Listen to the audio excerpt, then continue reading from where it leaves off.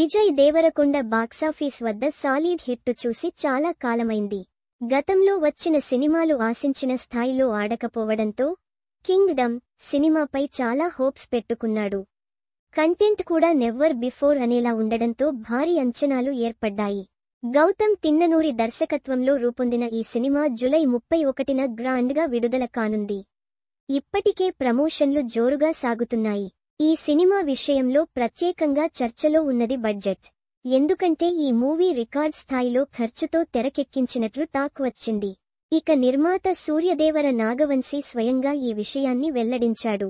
Kingdom కోసం మొదటే భారీ బడ్జెట్ అనుకోలేదని, అయితే డిలేలు, సాంకేతిక సమస్యల వల్ల మళ్లీ ప్లాన్లలో మార్పులు వచ్చాయని అన్నారు. దీంతో మొత్తంగా 15 నుంచి 20% వరకు ఖర్చు పెరిగిపోయిందని తెలిపారు.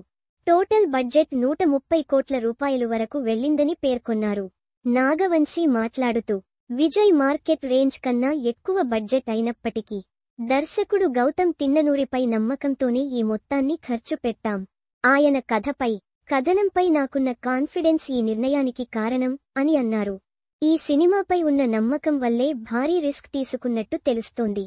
మరోవైపు సినిమా డిజిటల్ రైట్స్ కోసం ప్రముఖ సంస్థ నెట్ఫ్లిక్స్ భారీ మొత్తాన్ని చెల్లించి రైట్స్ను సొంతం చేసుకుందట.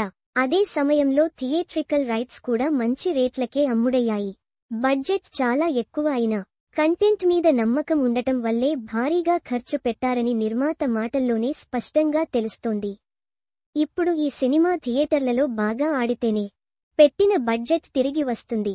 కథన పరంగా స్పై యాక్షన్ థ్రిల్లర్గా ఉండే ఈ చిత్రం ప్రేక్షకుల్ని ఎంతవరకు ఆకట్టుకుంటుందో చూడాలి.